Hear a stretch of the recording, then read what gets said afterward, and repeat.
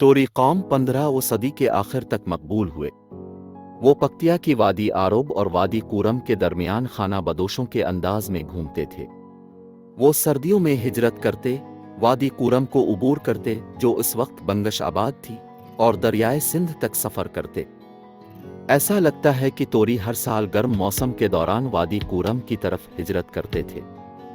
इसके बाद उन्होंने बंगश कबीले के कूरम के कुछ हिस्से ताकत के जरिए ले लिए और अब वो अपर कूरम में आबाद हैं। आज भी बंगश कबीले को वहां तूरी कबीले के ताबे रहते हुए पाया जा सकता है।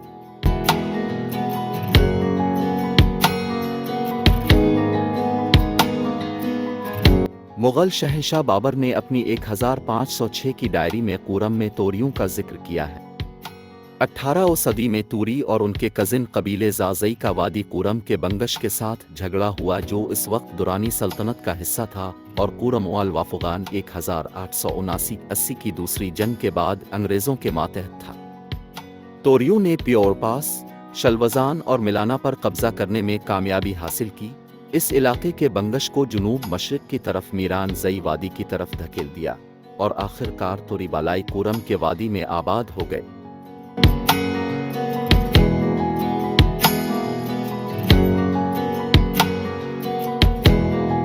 हक पर ब्रिटिश इंडिया का इल्हाक।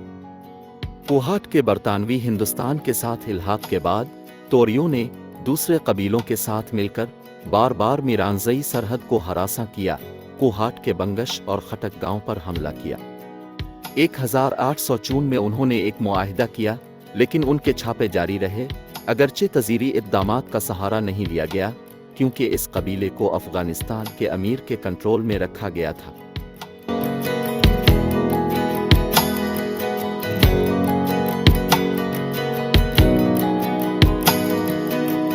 ताहम उनके छापों में दिलेरी में इजाफा हुआ और 1856 में brigadier general Neville bowls Chamberlain के मातहत एक फोर्स वादी में दाखिल हुई।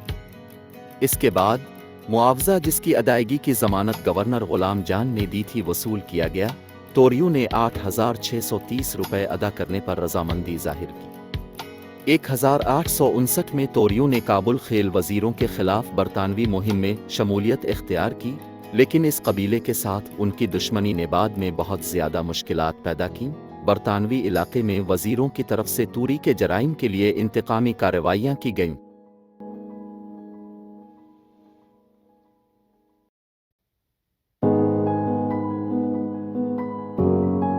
1816 में लोअर कूरम के बंगश और ठल के बरतानवी गांव के दरमियान एक सरहदी तनाज़ा पर शदीद इंतशार पैदा हुआ।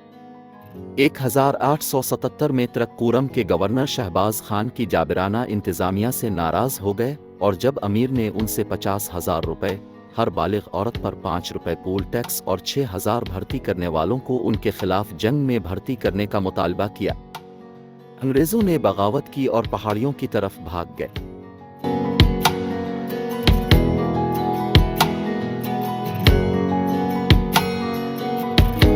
कबीले को मनाने की कोशिशें वक्ती तौर पर नाकाम रहीं, लेकिन आखिरकार तोरियों ने काबुल में एक जिरगा कबायली काउंसिल भेजने और 25,000 रुपये का अतिया देने पर रजामंदी जाहिर की, जबकि शहबाज खान को अमीर ने वापस बुला लिया।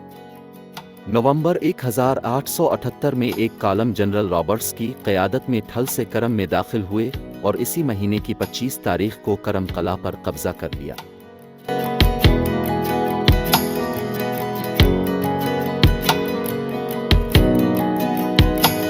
बाद में बरतानवी फतूहात के बाद अब तोरियों ने इज़मख्तों के खिलाफ बरतानवी मुहिम के साथ ताउन किया, जिनकी दुश्मनी लेफ्टिनेंट कुनलोच के कत्ल से जाहिर हुई थी, और कूरम को अक्टूबर 1880 में इसके इनखला तक बगैर किसी रुकावट के रखा गया। सामान फराहम किया गया, उनके लेवीज़ काफिलों की हिफाजत में लग गए, और उन्होंने बंगश के साथ दरख्वास्त की कि अंग्रेज़ वादी पर कब्जा करें और उन्हें अफ़गान हुक्मरानी से आज़ाद कर दें।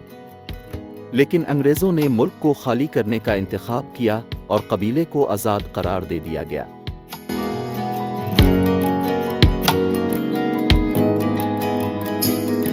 चंद महीनों में अंदरूनी झगड़े शुरू हो गए और 1882 के दौरान तोरी आपस में नीज़ जाजियों और ज़ीमवेतों के साथ मुसलसल लड़ते रहे। वादी का इंतज़ाम आखिरकार बरतानवी हुकूमत ने खुद तोरियों की दरख्वास्त पर 1892 में शुरू किया।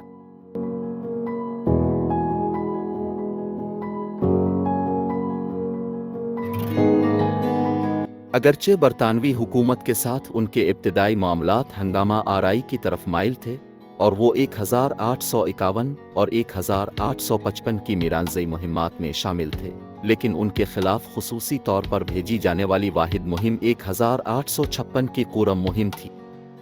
इसके बाद वो आबाद हो गए और तिजारत में मसरूफ़ हो गए। दूसरी अफ़गान जंग के दौरान उन्होंने सर फ्रेडरिक रॉबर्ट्स को गाइड और सामान फराहम किया। 1892 में उन्होंने रज़ाकाराना तौर पर बरतानवी इंतज़ामिया को कबूल कर लिया और वादी कुरम में कबायली मिलिशिया के एक बड़े हिस्से को तैयार किया।